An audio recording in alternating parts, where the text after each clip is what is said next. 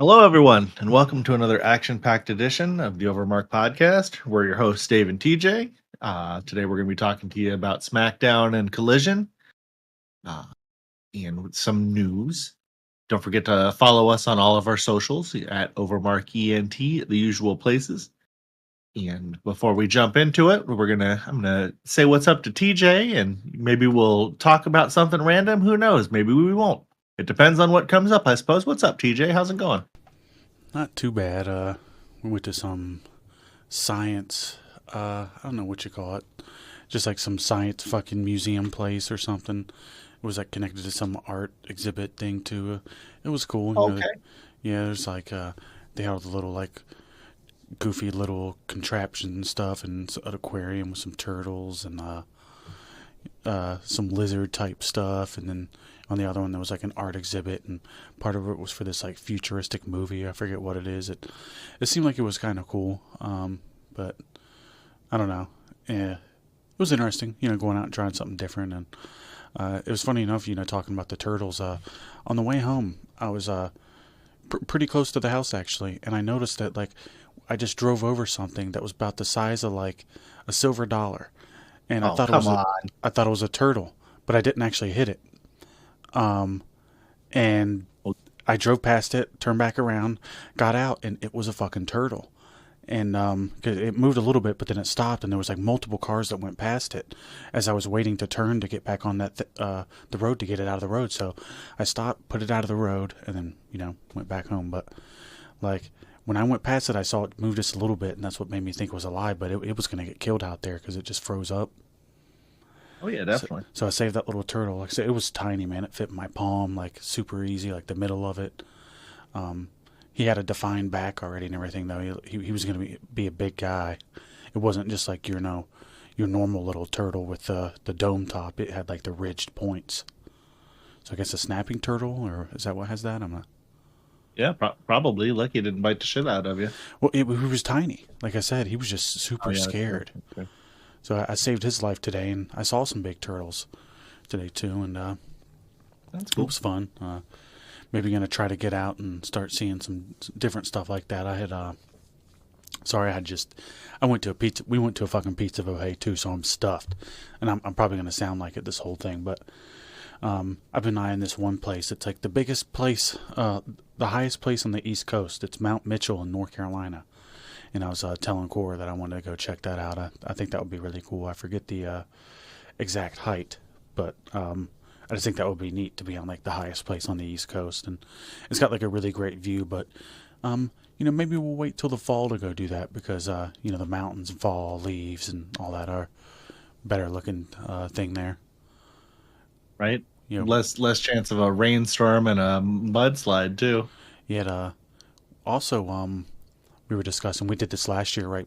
Like, I think it was like a couple days before Nika went back to school. We're going to try to make it a tradition, I think, to take her to the zoo, like, a little bit, like a week or so before school starts.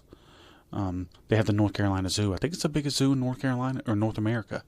It's definitely North Carolina, but, it's a huge fucking zoo. And they're adding on to it, too. They're adding, like, the Asian, part of it. But, oh boy. Yeah, you're always there all day. It's, takes a while to get through the place, but I enjoy stuff like that. It just somewhat sucks when the animals are all exhausted because of the heat. So sometimes those really hot days aren't the ones to go. Yeah. Well, I'm sure it probably sucks for them being at the zoo too. Yeah, they're fucking all locked up. But some of them don't know any different. There was this polar bear exhibit that was there the last time I was there, and they're just waiting on the things to die off. They're not going to replace the exhibit. They were, this is going to sound like a fucking movie here, but there was these 3 polar bears, and they were abandoned by the Mexican circus after they were done with them.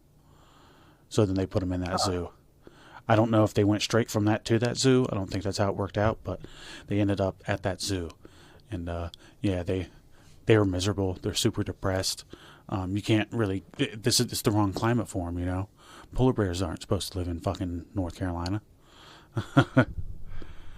But yeah, that was kind of sad. Not much polar there. Yeah.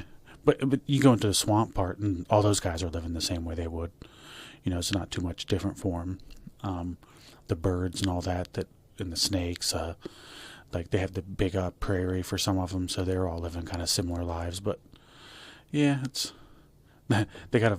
We'll be done in the zoo talk in a minute. They got the zoo right up the road called Zootastic, but they're all rescues, animals that can't live by themselves or fend for themselves and all that. So they put them there, and it's actually a pretty cool little thing, you know, because these guys would die. So it's not that's sad. That's stuff cool. They got these like monkeys, they're lemur monkeys. I don't know what exactly they're called, but I can get them to talk to me. I'll start making like hooting, like ooh ooh noises, and they'll start doing it back. Then like everybody in the place is like, "Oh fuck, what's going on?" It's like, "Nah, I'm just over here talking to these monkeys." But yeah, that's my little side rant. Actually, it's not. So speaking of monkeys, that Donkey Kong game came out, and I haven't played it as much as I would like to. You know, we're all busy adults.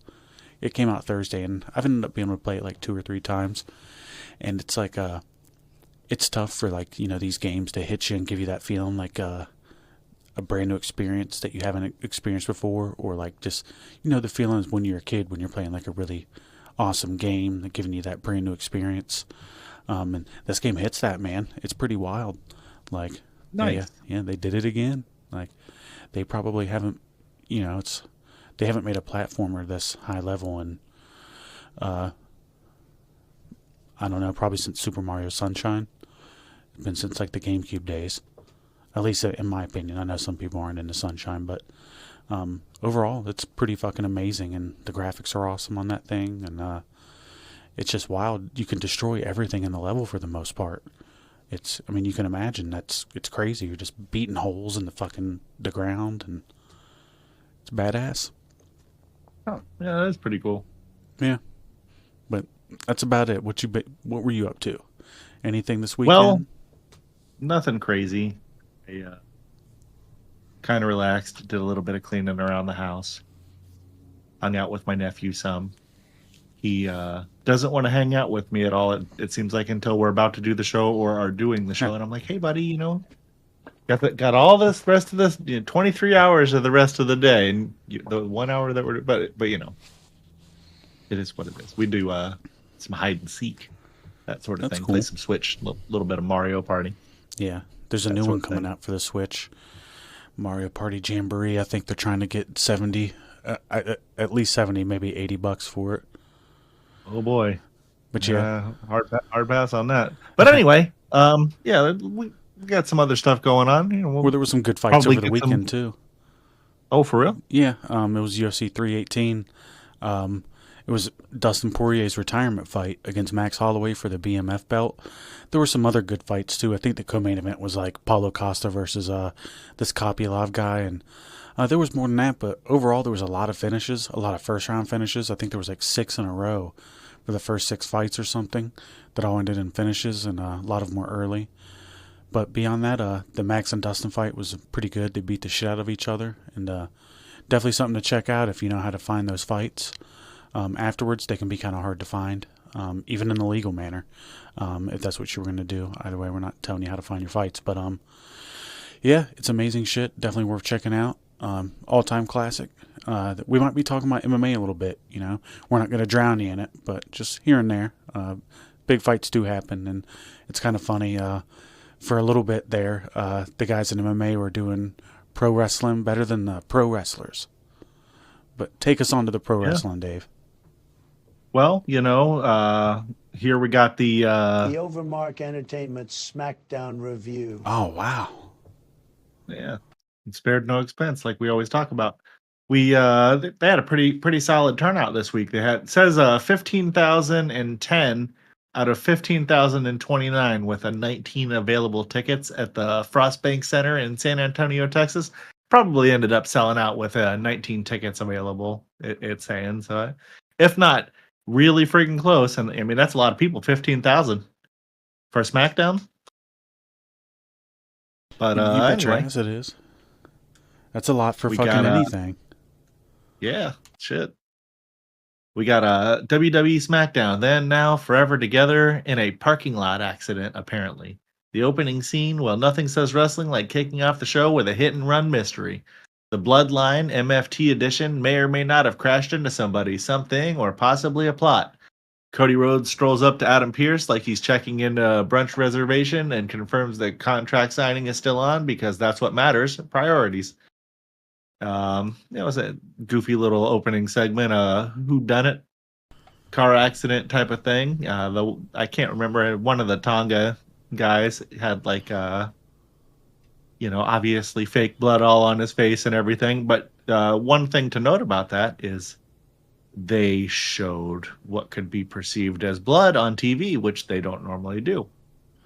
Yeah. It was something I made sure to make a little note of here. So maybe that's a signal of a potential shift on color. Probably not. They probably were just, probably was just a vehicle for the storytelling here, but you never know. You got anything that you'd like to add in on that, or should we just jump into the next match there, TJ? Well, let's Tonga the fuck away from that one. And I'll talk about how we got Charlotte Flair and Raquel Rodriguez in a match here. Oh boy. Yeah. So Charlotte Flair is still allergic to missing a title match. She's immediately granted one at SummerSlam for reasons. Yeah, she was in the back talking to Alexa Bliss, and she was like, "Yeah, I got a title match." And Alexa's like, "Oh, you can just do that? Well, I got a couple things I need done." But apparently losing the Evolution qualifies you now. Raquel got in some good offense before Charlotte remembered her Flair DNA and resorted to shenanigans. Alexa Bliss interferes, and Charlotte rolls up Raquel for the win. Flair celebrates like she just beat Prime China clean. The tag champs look on like divorced parents at parent-teacher night. Yeah, kinda. And then afterwards, backstage at San Antonio's budget precinct show, looking for Jacob Fatu, like it's in an episode of Cops, Samoan Edition. Sorry, I jumped ahead of a second. We'll go back in a minute. Pierce plays it cool, like a man who's used to wrestlers getting arrested mid-show. The Charlotte Flair Alexa Bliss is like some of the everybody's enjoying it. It seems it's kind of strange, and it's not my cup of tea, but it's not terrible. Yeah, it's significantly better than I had expected. You know, well, it's just giving them something to do. I didn't particularly care about either one of them, and this gives me a reason to. So good job, WWE. Yeah, it's you had to find some kind of way to get Charlotte Flair cheered, and I think this is probably one of the only ways we're gonna get that happen, because people did not want to do anything related to her when she popped back up. And then it's funny, they were wanting to question Jacob Fatu afterwards, and he's like, "Huh?" And then Adam Pearce literally tells him "Oh, just go with him," and he actually listens to him, and he walks off with him. You imagine Kane walking off with the cops back in the day. Yeah.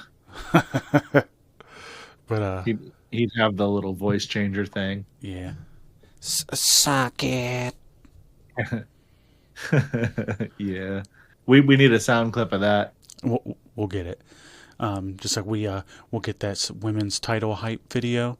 Tiffany Stratton and old Cargill try to cut promos with the energy of two women who just discovered WWE existed last week.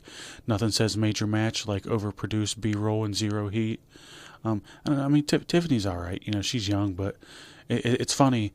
They pointed out, I think, in this that they had both started around the same time. And she's like, "Yeah, I'm already champion, and what the fuck have you done?" And she said, yeah, and she's like, "Oh, I just been having to deal with all this personal drama. So while you were getting championships, I was sidelined with Bianca and Naomi." And it's like, well, technically, she was sidelined with other shit too. She just played it smarter. Yep. But either way, it's I don't want to shit on anybody too hard, but Tiffany actually started a year after Cargill did, and I'd say she's at least probably 2 times, 3 times better than Cargill is. Think that's a safe bet? Oh yeah, easily. Yeah. Cargill plateaued. I think she was at her peak of talent at the end of her AEW run. Her last couple matches seemed kind of okay in there, and she at least figured her character out that she was doing, but it's not hard to figure out a character that wins all the time, I think. Nope. It's basically Goldberg. Yep. Well, Goldberg, our ass on to the next one here. Well, we got Damian Priest versus Carmelo Hayes, and Melo attacks early like he's trying to get TV time before they cut to more commercials. Priest boots him in the middle of next week, and the crowd chants, "This is awesome." It's really not. Spoiler alert. Which must be a contractual obligation at this point. Aleister Black shows up like a Hot Topic ghost and kicks Priest into the Shadow Realm. DQ finish, WWE. We got all this talent and still choose this. It was an alright match. Glad to see Aleister show up and do something. Him and Priest having a feud's going to be good because it'll be one of those things that will help elevate Aleister in the eyes of the WWE fans. And, you know, I don't hate this. I know somebody else that it's going to elevate him in their eyes too. Who's that? Uncle Tom. Wow. Goldberg's uncle? No. Damian Priest has a Uncle Tom that he really looks up to. And I got news for you. Oh shit! What? That Uncle Tom. He's a great guy. That was the news. Oh, okay. Yeah. Oh, that Uncle Tom's out there. Wow. Yeah. And speaking of news, or noose, I should say, why don't you tell us about this next segment, because it kind of makes me want to get one of those and apply it to myself, I think. So we're done talking about Damian Priest and Carmelo Hayes? Yeah. Okay, yeah. Well, I actually want to say one thing about it real quick. Okay. Priest is all right. It seems like they don't really have too much for him right now, but they're at least letting him pack up wins still, and which is good. Though he'll eventually be back in that world heavyweight title scene. He seems to be liked in the back, and he's a solid worker and a good big guy. But Carmelo Hayes, super talented, it feels like. But, like, he is generic, man. It's like if you... And, like, I'm not even saying this to be fucked up, but he's the generic black guy. Nothing about him sticks out. He doesn't seem to have, like, a mean streak. He doesn't seem vicious. He's just, like... He's too clean, you know? It's like... something about him, he hasn't figured it out yet. It's not clicking, but I'm sure it will at some point. It's not yet. Agree with any of that? Yeah, pretty much all of it. Excuse me. He's potentially got a bright future. He's just not there yet. Absolutely. And I'll take us on here. So it's the Why at 6 segment. I don't think I've seen anybody that enjoys this stuff.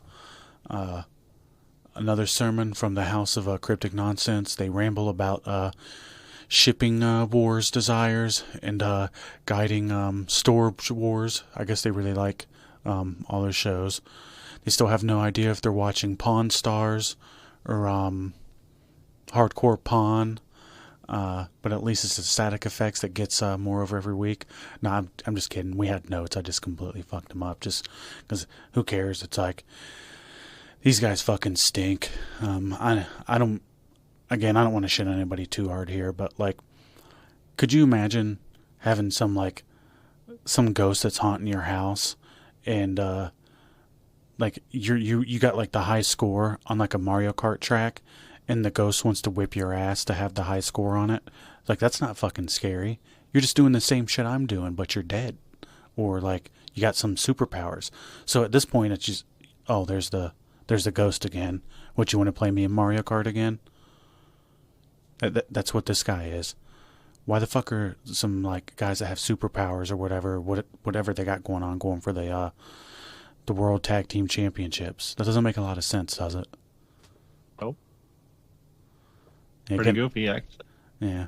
I know you don't want to talk about it. Go ahead and move on. Sorry. I lost our place for a second there. You better be sorry, brother. We're at the Solo Sikoa promo, and boy, he says Jacob Fatu betrayed the family, as if everyone in this angle hasn't turned on each other at least 6 times already.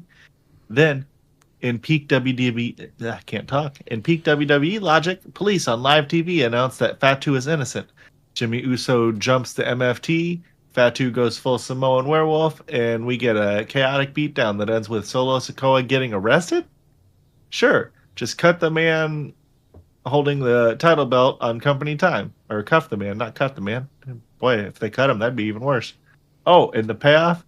Fatu versus Solo in a steel cage at SummerSlam. because nothing says punishment like a high-profile title match on a stadium show. Classic WWE justice system. Probably be a decent match. I don't know. I don't know, man. It's just going to be who a they're fucking gonna have cage win. match. Yeah, like Solo's not. I don't feel like he has like amazing matches by any stretch of the imagination, and I can't imagine Jacob doing anything too nuts in this. They're just going to beat each other up, a couple tables, maybe a high spot or two, end it out. Probably by the books type stuff. Yeah. But I'll be looking forward to it still. Both these guys aren't bad. It's just Solo just very safe.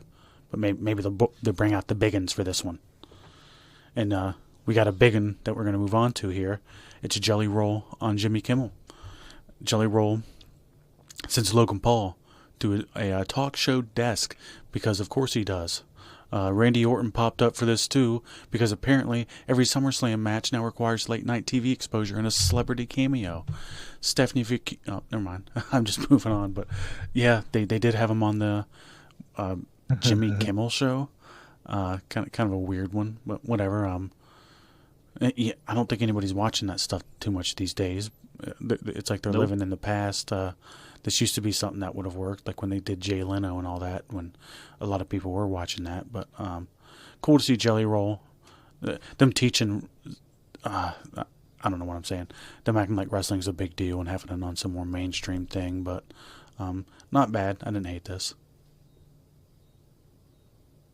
Yeah, it was all right. It, you know, I mean, I don't know why it cut off on the notes either. There was Randy Orton and Drew McIntyre also had a brawl on the show as well. That's how it started. That was a little bit more entertaining than this part. But yeah. What do you mean? Yeah. He did chokeslam him through the desk, I guess. Yeah, he did. Man, I don't know. This will be good. I feel like somehow these WWE celebrity things usually seem to do better than you expect because you don't have high expectations. So undersell and over-deliver, I think, would be the idea here. But yeah, I got another idea. Stephanie Vakir versus Alba Fire. Her entrance is fucking great. The horns, how they pop up like that and all that. It's like the little. I think they're tweaking these people's entrances like every fucking week and making them look cooler. They should. Yeah. Stephanie Vakir continues being the best thing no one's allowed to talk about. People are talking about her. She wins clean with their finisher after Alba Fire eats knees like they're catering leftovers. No, that would have been Piper Niven eating them like they're catering leftovers. Then Piper Niven tries to sneak in post-match, but gets booted from the ring like she's Mr. Q. But it's okay, next week they'll pretend none of this happened. Yeah, I think that's fair. And I bet you're just dying to talk about that one, right? Well, you know, everybody knows I love Stephanie, and she's a good wrestler, and it was entertaining. I didn't like seeing Piper Niven Kool-Aid all over her at the end there, but whatever. I don't know. I guess maybe the Secret Service is doing their job because they're heels and you're supposed to not like heels, but I don't not like them because they're heels. I just don't like them because I don't like them. Other than Chelsea Green, of course. But yeah, I mean, that's all I got to say about that. Patterson and Briscoe pulled off the Stooge thing perfectly. Those two can't do it. Like, they're not even like 1/10 as good as Patterson and Briscoe in doing the Stooge thing. I mean, that's not fair. Those guys were already like Hall of Famers. But I'm saying, but I'm saying it could be, but that was completely different shit than they were doing. I think that was the first time they were doing Stooge stuff. Mr. McMahon. Yeah, Mr. McMahon. Yeah. That shit was so good though. Like, man, like they'd go out and they'd actually still have matches then, and that was fucking some nut shit.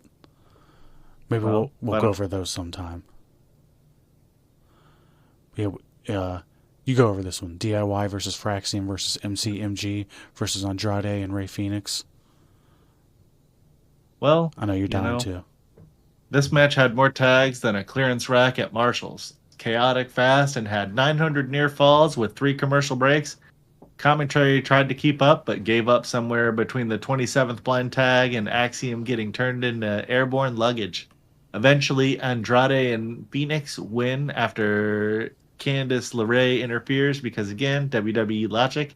If you like this, congrats. Now watch all of it again next week when they run it back with interference, a DQ, and a Jelly Roll distraction finish. I don't know about that last part, but the other stuff will probably happen. Yeah, I mean, I feel like, I don't know. I just can't warm up to the SmackDown tag team roster. Every time that, like... Look at the guys involved. DIY, no thanks. Fraxium, they can have a decent match, but it's AEW light. MCMG, they're like grown children. They're strange. Andrade and Rey Fenix, I guess they're all right, but just a random pairing. But they... I mean, like... Look back at the triple threat ladder match that they had not that long ago. You know, that was a really good tag team match, and it had DIY and Motor City and but that's not Private Party. That's not what WWE's big on. I'm moving the mic a little bit. The thing that WWE is like big on, and what they're getting over on is like character based wrestling. So unless you actually do something that like makes these people care, then you're just going to be another guy having matches on the show. Pretty much, though. Yeah, I mean, that's just proven fact, how the show is. But I didn't really give a fuck about any of this. I was watching it, and then I wasn't, and then I watched it again, and I watched like the last 5 minutes uninterrupted, and Andrade and Rey Fenix were the right guys to win here. They won, right? Or yeah, okay. Sorry, I spaced out. For some reason, I thought Jelly Roll won for a second. He snuck in there and pulled it up last second, even though he wasn't in the match. Oh, Jelly Roll. Yeah. But all right, so it's main event time. We have a contract signing. It's Cody Rhodes, signs a contract like a good boy. Then John Cena shows up and drops a bombshell. He's not doing the match at SummerSlam. Why? Netflix, that's right. The face of WWE is now too tired from streaming. Cena tries to reschedule like he's pushing back brunch. Well, because he has a show that he's filming for Netflix, so he's just too busy. But Cody's not having it. He sends John into the steel steps, beats him down, forces him to sign the contract, and makes it a street fight. Cody literally signs Cena up for a legally binding match while he's unconscious. This is how lawsuits happen. Cody loses the show, holding the belt and standing tall like a man who's just forged someone's name and is proud of it. Wrestling, right? But it's funny. So Cena was doing his best to get out of the match, but he wasn't letting him have it.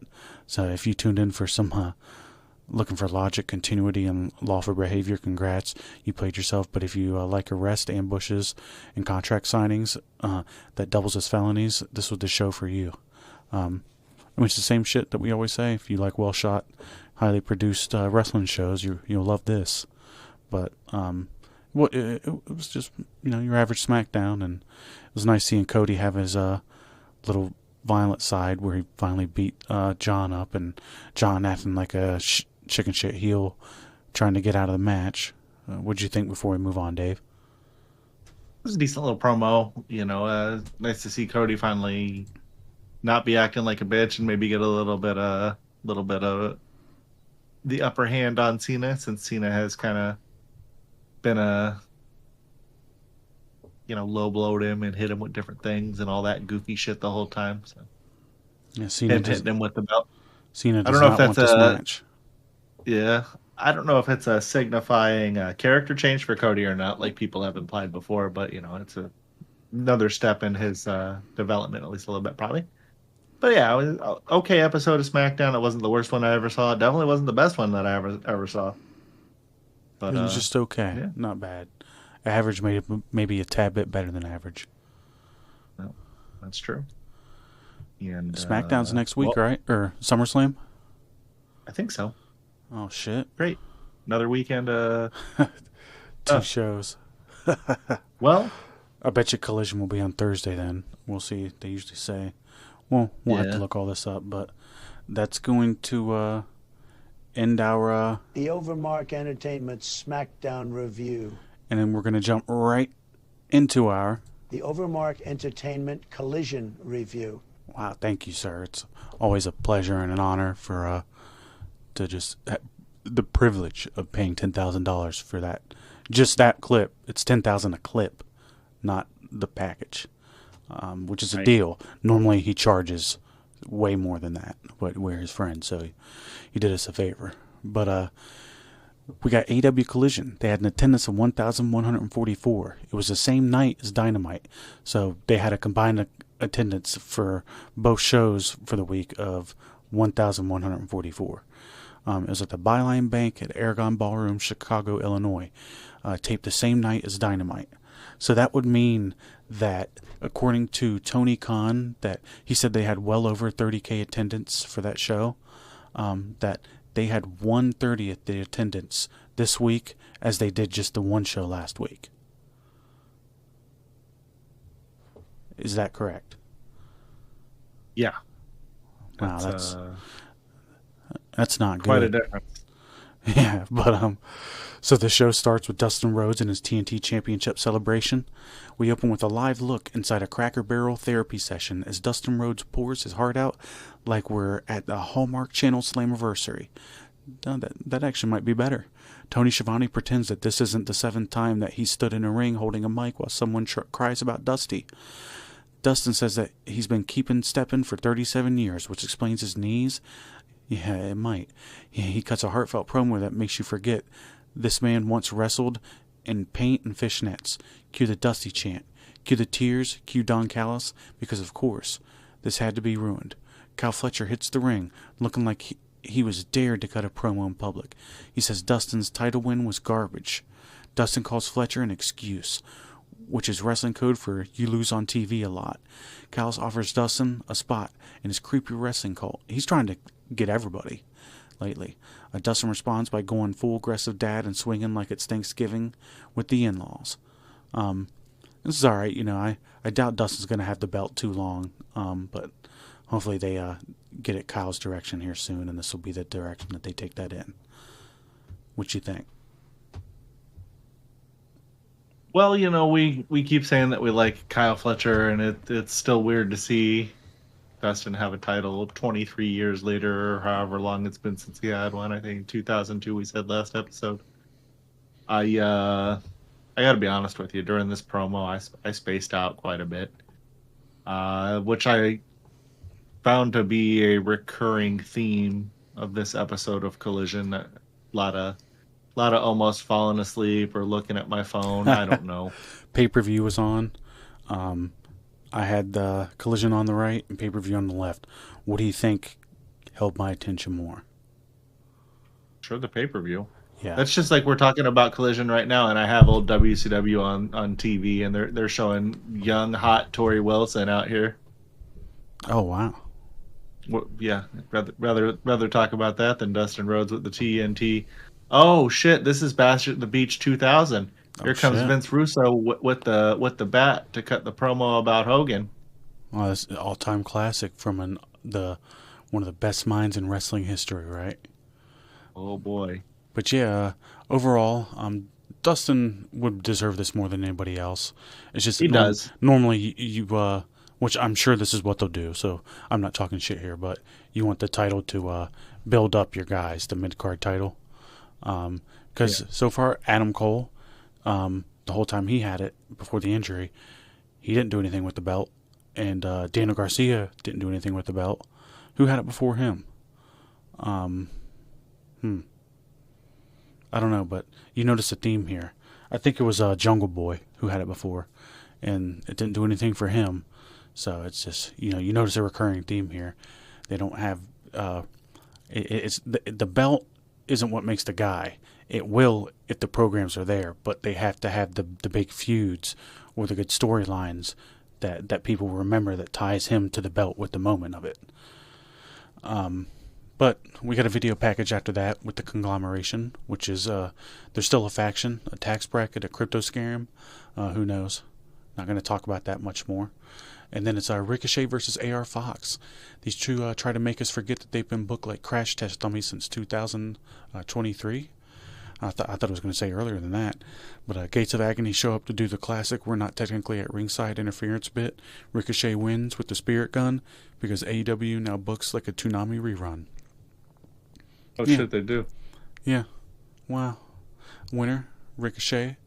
Somehow, still bald. Can't believe it. I thought he was going to grow hair. Yeah. Really? Yeah, not too much to say here. Hopefully they eventually lead this in a direction where Ricochet gets something or does something to make his newly acquired guys, I don't know, just some direction for his faction, I guess is what I'm trying to say here. If you don't have anything else to add, take us on to the next one. I don't really want to see AR Fox, but we keep seeing him, and I had hoped for a lot better of a thing for Ricochet than Gates of Agony, but here we are. The quality work that Ricochet put in for a little while matches or exceeds most people on the show. He's not bad. That's true. Well, no, I don't hate him. I know you don't. I wanted them to have a better. I'm agreeing group with you. I'm saying that he deserves it because he was doing good on the mic, and all the programs they had him in, he was fucking doing awesome. Stuff with Swerve, it was great. But Swerve does good stuff with anybody. Yeah, he's a good worker. Well, we'll go ahead and move on. We got Colt Cabana dies for our sins. I can't believe he's on TV. I can't remember the last time we saw him. Maybe I haven't been paying that much attention. I actually kind of was paying attention at this part, and I was wondering why it was happening. I don't know what's going on here. But Marina Shafir shows up behind commentary like a Scooby-Doo villain and chokes out Colt Cabana with a chain. Because what the show needed after another attempted murder in the second hour, Mokshuda and Shafir go full Dungeons and Dragons sleeves on Colt until he's coughing up blood and dreams. I don't know.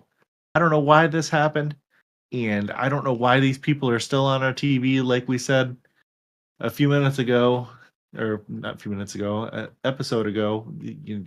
We don't need to see the Death Riders anymore. They need to go away for a little bit, and I don't need to see Colt Cabana either. I don't know what kind of story they're telling here, but I don't need to see any of these people right now. What about you? I'm good. Colt shares a bank account with his mom. And never need to see Yuta. Moxley, I'm not going to hate on him. It would have just been nice for him to have a break and come back refocused.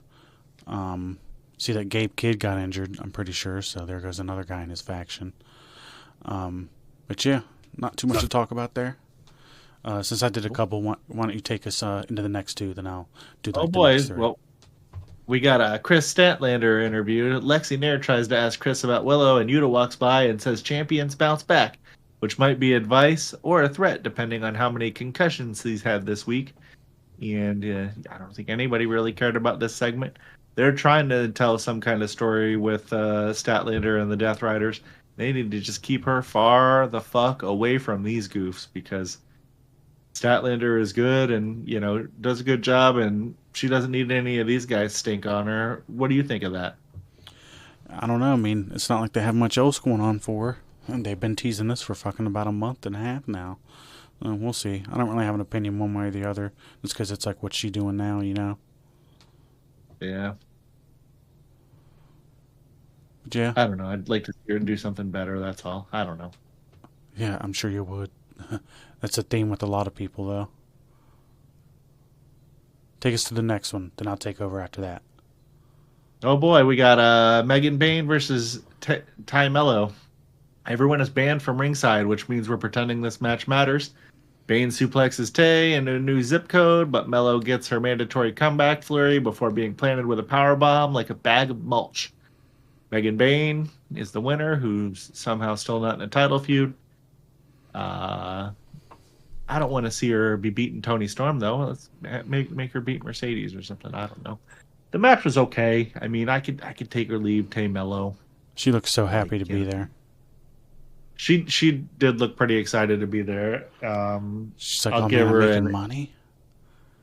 Yeah, I'll give her an A for attitude. Yeah. She's real happy to be there. Fuck yeah, she's just happy to be getting money. She was sitting at home for a while taking care of that kid. Like, oh man, this is great. This is way better than that. Right?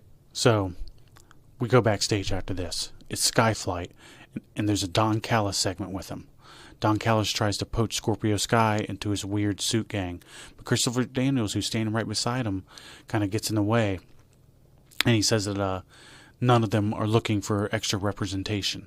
And he's all pissed. And he says, but we are looking for a match. So then they set up a match. And then we move on to the next part of the show. Taya Valkyrie versus Alex Windsor, who's Will Ospreay's girlfriend or fiance or whatever. So Windsor, best known as Mrs. Ospreay. Oh boy, it even has it in there. Locks in the sharpshooter like it's a Canadian Constitution. Taya taps out after remembering she's not winning anything that isn't on YouTube. Yeah. Oh, shit. Funny, a whole bunch of squash matches. Hold on one sec. But yeah. Yeah. No, you're good. I got it. But sorry, I was coughing for a second. But yeah, Alex Windsor, she seems clean. Hasn't really done anything too much yet. Just getting some matches in there and some screen time. And yeah, not too much to add there either. And then we got Bowen's iPad counseling segment, where Billy Gunn is over this Max Caster obsession and gives Bowens the wrestling equivalent of an intervention. Gunn books him in a match next week to distract him from simping. We've entered Wrestling Therapy Hour. Yeah. And then, I think he's going to end up teaming back with Max, and they're just going to be heels. I don't know what else the fucking this could end up going, but they're going to end up beating Billy up, and I bet you Billy's contract's about to end soon, and they're going to end it when he leaves. Man, I don't want to see Billy get beat up or anything. I don't like that. I think one of the kids got hurt, but yeah, they did. Colton hurt his knee, I believe. Yeah, it's bad luck. Anybody that's a part of that Bullet Club Gold group just keeps constantly getting hurt. That was on. Wasn't Collision. That on the show this week? Yeah, but he in the main event, isn't he? They're part of the Don Callis family. I wouldn't call it the main event. I think the main event was the janitor sweeping the place up. But we'll go ahead and move on to a $200K four-way tag match. This is the second money gimmick. Was it either in 2 weeks or was there another one on Dynamite? I don't know, but it seems like it's happening an awful lot. Yeah, it's like, dude, come on. Just stop doing this. It's not cool. It's lazy. It's super lazy. And everybody sees right through it. But it features the Gates of Agony, Guns, Crew, and the Big Bill Experience. Leo Rush does a bunch of flips. They didn't have the Bowser jackets on. Big Bill boots someone's soul out of their body, and Ricochet shows up because we had exactly 12 seconds without interference. Gates of Sagany win by being the only team that remembered what a finish is. And now they have $200K of Tony Khan's Monopoly money. Which Queen Aminata apparently was going to donate that one shit that she didn't neither won, and it's not real money. But got anything to add to that, or want me to keep on going? Just keep it rolling. Caster's Best Wrestler Alive Challenge. Max Caster cuts a promo that makes you root for silence. Kyle O'Reilly shows up with Roderick Strong, and he beats Caster in under 3 minutes and proves that talking about being the best is still not the same as being the best. I don't know. I'd rather hear him talk than fucking watch Kyle O'Reilly wrestle. And it's not to even say that he's that bad. It's just he's a fucking joke in AEW. Anything or... No, I mean, that's a pretty accurate description. I don't know why exactly he's there. The Guns didn't get hurt in the main event. They were in that match with Big Bill. God. There was some kind of move that he took from Big Bill, I think, and he landed weird in it. Well, hopefully it's nothing too serious. His knee or something. Yeah, I just read news about it today, but it was very vague, other than, it's something with his knee. So we don't really know much beyond that right now. I was seeing that they want WWE has major interest in them. Yeah, and they've been gone for a while. This is their first match back, so it sucks to see that. Yeah. Hopefully they figure it out. Bad luck, man. There's been a lot of it going around lately. Who's the next person? Seems like it's every fucking show now. But anyways, backstage, it's Juice versus Big Bill. They start brawling. Big Bill continues his quest to fight everyone with the promo segment, and Juice Robinson gets smoked.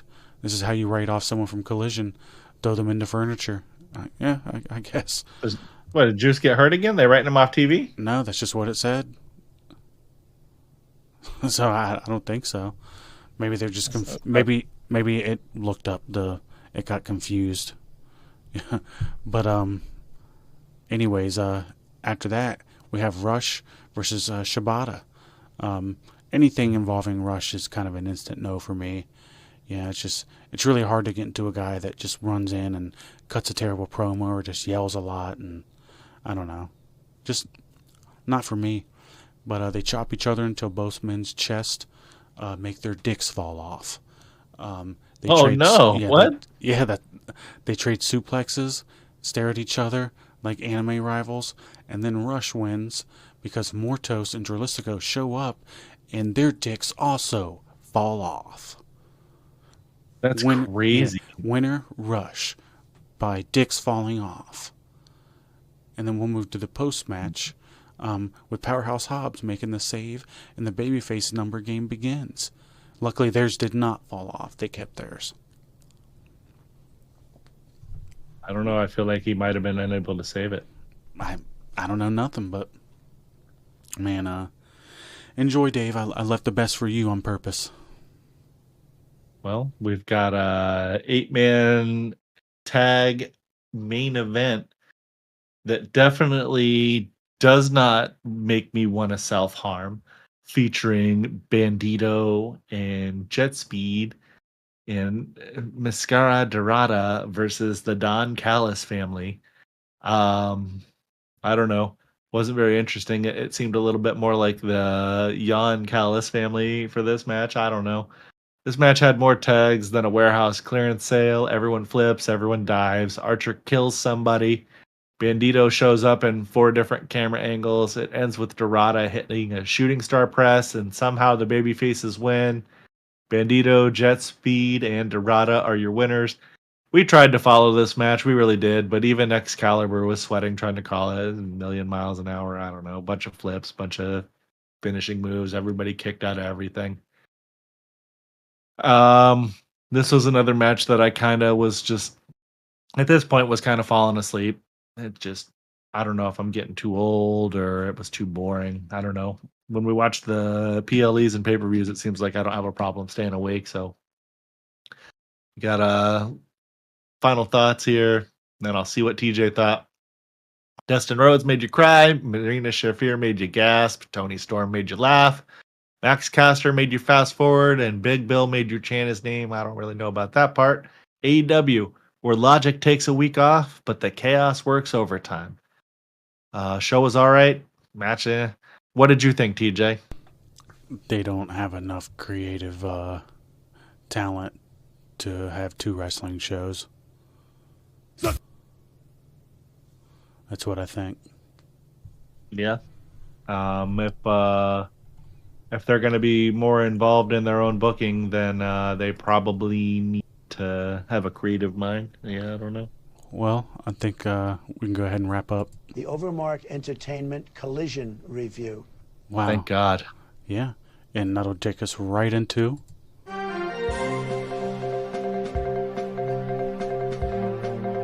And then we got I got news for you. Oh, shit. And that'll take us into our first. An OverMark Entertainment exclusive. Oh. And that's Brock Lesnar versus Daniel Cormier.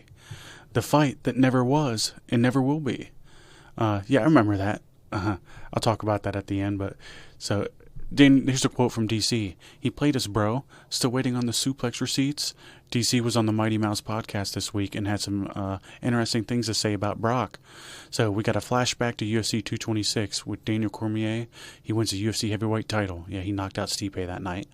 And outstorms Brock Lesnar. He was watching in the crowd like he's just auditioning for a Fast and Furious cameo.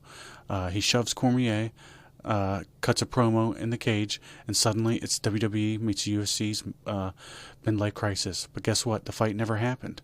Well, why is that?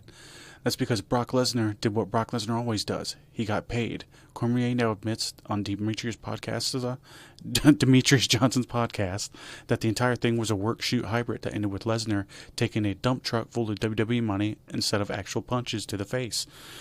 DC said that WWE gave him so much money to keep suplexing guys instead of stepping into the cage where I tried to kill him. No? That makes sense. Yeah. So Brock had legit interest, but when it came down to fighting DC or collecting millions for showing up 3 times a year in joggers, he chose the joggers. Let's not forget, Brock fought at UFC 200, beat Mark Hunt, got popped for banned substances, and then the win was overturned faster than a Raw script rewrite. It's funny, Mark Hunt's been suing them for years over that. Yeah. He's real mad. Yeah. Then Cormier throws in a cryptic twist. Brock's on the ban list right now. He got into a lot of trouble, but I'm not going to say on the air what he did. Now, he means the ban list with working in TKO or WWE mainly. I'm sure if Dana really wanted, he could get him in there. But so the translation to that is there's more tea than WWE legal will ever let spill. Lesnar hasn't appeared on WWE TV since SummerSlam 2023. And oh yeah, his name just came up in Janelle Grant's lawsuit against Vince McMahon and WWE. So as for Lesnar versus Cormier, match in WWE, probably not happening anytime soon unless it's in 2K26 universe mode. I mean, we never thought it was going to happen in WWE. But so, I was watching all this as it unfolded. DC knocked out Stipe. I think it was in the second round. Won the heavyweight title. He had just vacated the 205 belt. And Brock was watching in the crowd. Brock comes in, and then the promo that he cut, because it said he cut a promo. Watching Stipe, the piece of shit. Watching DC, the piece of shit. They're all pieces of shit. And then he pushes DC. It was the most awkward promo ever. And essentially what this was saying is that, and Brock's the man at doing this. He did this between UFC and WWE multiple times because remember that they weren't under the one umbrella at the time under TKO. He would leverage UFC or WWE against each other to get more money. He did that multiple times. He did it well. Yeah, and it resulted in him always getting the best deal. And it's great because he had options, and good for him. Wait, you got anything to add to that? That was a interesting little news tidbit that I didn't know about when I saw that pop up. I was like, cool. And I had watched when DC won the belt from Stipe. That was a pretty cool pay-per-view. I can't believe how long ago that has been now. Yeah. You were just talking about where at UFC 300, that was literally 74 UFC cards ago. So it was actually 200, the one where he fought Mark Hunt. No, for DC. DC didn't fight at 300. He's been retired for a while. Well, no, I'm saying when he won the belt at 226. Oh, yeah. Correct. Yeah. But it's funny, man. DC's the man. I'm a big fan of his. He's a pretty solid, keeps it real kind of guy. He takes care of the kids, and he would have fighter. He would have fucked Brock up, no problem. It wouldn't have been competitive. But overall, I ended up with saying that the reason why, because it said that he was brought up in that Janelle Grant lawsuit. It's that's because Vince, as a thing to kind of try to get him to re-sign, used Janelle Grant as a piece of meat to get Brock to re-sign.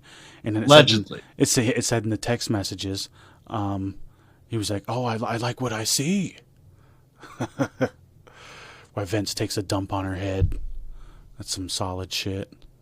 But we'll go ahead and fucking cream pied by Laurinaitis while she's getting dookied on by Vince McMahon. Poor girl. Yeah, we'll cream pie to the next segment if you want. Let's do that. You'll take this one, and we got our next OverMark exclusive here. An OverMark Entertainment exclusive. Well, we got Kevin Owens undergoes neck surgery with a WrestleMania to Rehab Mania. Fightful Select has reported that Kevin Owens recently underwent the knife to repair that nagging neck injury, the same one that yanked him off a WrestleMania 41 card earlier this year. The surgery was performed Friday, July 18th, was deemed a success, which in wrestling means he survived and still has a spine. The timeline, aka the bad news, WWE sources originally believed KO could miss both WrestleMania 41 and 42. 41 already gone. 42 mid-April 2026. So yeah, we're not out of the woods. Neck rehab for this type of surgery is a minimum 12-month process, meaning he's on a long road back and probably not bumping until it's time to start filming the WrestleMania 42 video packages. The WWE plan, aka hurry up and wait, WWE is reportedly playing it safe and monitoring his progress closely and not rushing a return. Translation: we know he's valuable, but he's not Logan Paul, so we'll let him heal like a human. That's the smart play, especially with these neck injuries. They thought Big E was going to be out for 12 months, and what's it been, 2 or 3 years, and we still haven't seen him. And I think it's been longer than that. Each year, he just says that he feels good and feels normal, but at this point, Big E's probably not coming back. So hopefully that ends up not being the same thing for KO. I'd like to see him at least be able to come in and finish his run out on his terms somewhat. I feel like he's earned that a little bit. What do you think of all this, TJ? Yeah, we knew that he said he was going to weigh his options and talk to specialists and do all that stuff. And I guess this was the option that he went, which I'm sure he asked Stone Cold, a whole bunch of other people, which had the exact same problem, right? Yeah. Yeah, well, at least a similar one. Yeah, but it's the fusion fix, right? Yeah. Yeah, that's terrible. But I mean, what else are you gonna do? I mean, Kurt had the fusion as well. I think Lita had it. There's like countless people out there that have had that done. But I wish him well, and I mean, why wouldn't I? Hopefully he comes back on his own terms, like you said, and it's nothing but the best. Hopefully he heals fast and gets back in here, and hopefully he comes back better than ever. And he'll most likely be wrestling a completely different style once he comes back. Probably. Yeah, we'll see. Best wishes. And we'll move on to our next. An OverMark Entertainment exclusive. So, we got Adam Sandler here on MJF and Happy Gilmore 2. From Long Island to the Sandler Cinematic Universe, Maxwell Jacob Friedman is officially going from the ring to the big screen, or more accurately, the Netflix screen, as one of Happy Gilmore's sons in the upcoming Happy Gilmore 2, premiering July 25th. I'm sure you guys have seen the commercials. So yes, MJF is now part of the cinematic legacy that includes Bob Barker slapping grown men and grandmas gambling on rent money. So add that to his resume. Adam Sandler on MJF via the Insight Podcast. So this is Adam Sandler's here, and he says he's funny as hell. What a great kid. I love him. He's a family member. He's my fake son forever. I love him in real life.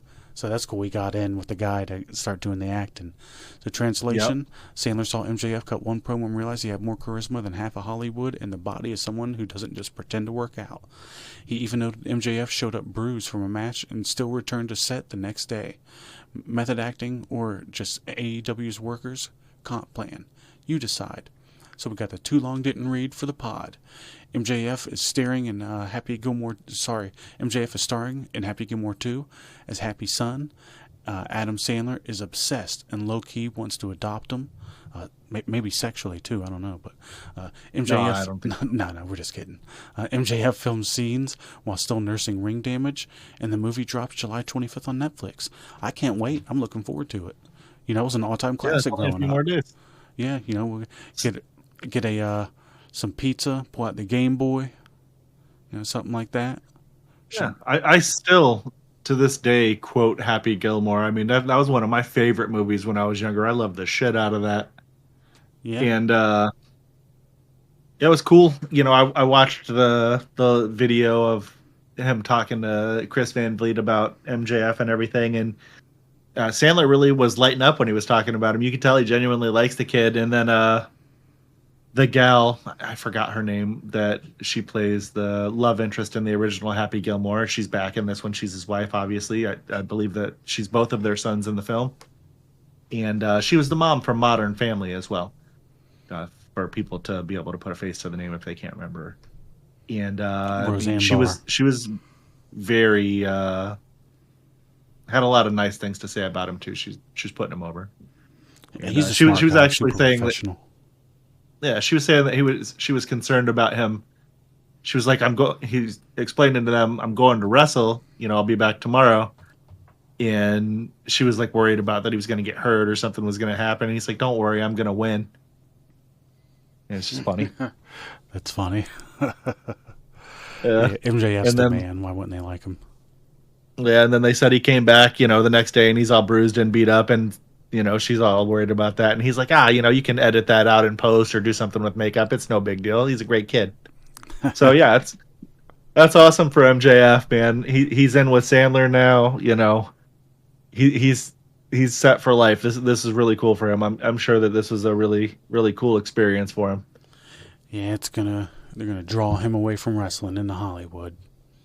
Yep. I mean, good for him. Yeah. Get that money, dude, however you can. Yeah, I just really hope that they don't bring him in there with Uncle Tom. Because that might be just a little bit too much baggage, Well, it depends on which uncle it is, so you never know. Uncle Tom. Could be the cool one. He could be Goldberg's uncle. You never know. Oh, man. Well, I was talking MJF's. Uncle Tom. Yeah. But yeah. Well, we'll go ahead and move on here. We have another. I got it here somewhere. An OverMark Entertainment exclusive. Why don't you tell us about Travis Scott and he ghosts WWE after his WrestleMania moment? Oh, Astro World? More like Astro won't. After showing up at WrestleMania 41 and helping John Cena beat Cody Rhodes like it was a Fast and Furious crossover, Travis Scott was supposed to stick around and actually do something in WWE. Spoiler, he didn't. I don't know that I'm necessarily disappointed about that either. What happened? Backstage sources say that WWE had a celebrity tag match planned for Travis Scott as part of Cena's farewell run, but Scott, who apparently commits to things like a toddler at a salad bar, flaked harder than a Raw ratings tease. He does not like to commit to anything. He goes half in and he tries other projects at a time, the backstage source is stated as saying, probably ripping their hair out. The in-ring woes. Scott allegedly struggled with training, was, quote, not a quick learner, and treated WWE like a pop-up shop instead of a long-term storyline. Can't talk, I don't know why. Cena's farewell tour fumbled. Scott was reportedly slotted for a longer arc as Cena's ally, making his Mania moment the beginning of a celebrity-stuffed farewell ride. But now, we just ride a pothole labeled Creative Has Nothing. I'm not offended that this guy's not there. He sucked. His involvement was goofy. It didn't really make much sense. A lot of people agreed that his involvement sucked. So this is probably for the best anyway. And, I'm not a Travis Scott guy. And I'm glad that we don't have to hear that dumbass song until they start talking about WrestleMania from this year in highlights or something. Yeah. Not really too much to add there. They went with Jelly Roll instead. I don't really want to see him either, but here we are. I'd rather see him. I know you would too. And at least he seems like you can tell that he's a genuinely good guy. Or at least seems like it, The shit that comes out of his mouth is of somebody that seems like a good, caring person. So he's a guy. No, I'm just kidding. At least there's that. But, yeah. Not a surprise there. He's, they're not going to... They say this, but I guarantee they told him what they're going to pay him, and he was like, fuck that. Probably. But that's what it always comes down to. Because if they offered to pay him like $10 million for like 3 years, he'd probably be there. He'd be like, all right, I can smoke some weed like that. But all right, I think we can wrap up. An OverMark Entertainment exclusive. And that's gonna take us to the wrapping up of this show here. So that's episode 39 for you. We'll be back here with episode 40, which will be the day after Raw. So if that's the day we feel like it's going to happen, we're going to record it and get it out to you like we always do. We're going to be switching to video here soon. we're still kind of figuring out the format and all that stuff. And when we feel comfortable enough with it and its quality and what we're going to be, moving on to that being our new format, you guys will be seeing it. So look forward to that, hopefully. And we'll look forward to maybe that hoping to grow us more. Because, it'd be cool to get more growth. But honestly, it's like, I just think it'd be cool to have more of a little community and have some conversations about this stuff. And with some people that are like-minded and want to talk about this shit in the setting that I just described. Right, Dave? Yes. Yeah. But yeah, like I said, just appreciate you, Dave. Appreciate the guys for listening. It's the usual bullshit that you hear at every single one of these that we do. I'm going to go ahead and wrap up in a second, but thanks for listening, liking, subscribing, all that stuff. You guys have anything you want to hear, let us know. Any suggestions, we're up for that too. We've been getting them here and there, and we appreciate them. So, I'm out of here, guys. Have a good one. Don't work too hard this week, because I'm sure as fuck I'm probably going to. Go fuck yourselves. No, I'm just kidding. Thanks, everybody, for listening. We'll see you guys next time, TJ. Thanks for the fun show. It seems like sometimes when we think that the shit that we watched was shittier, we have more fun on here. I don't know. Is what it is. Yeah, I agree. But all right, that being said, we're out of here. See you later.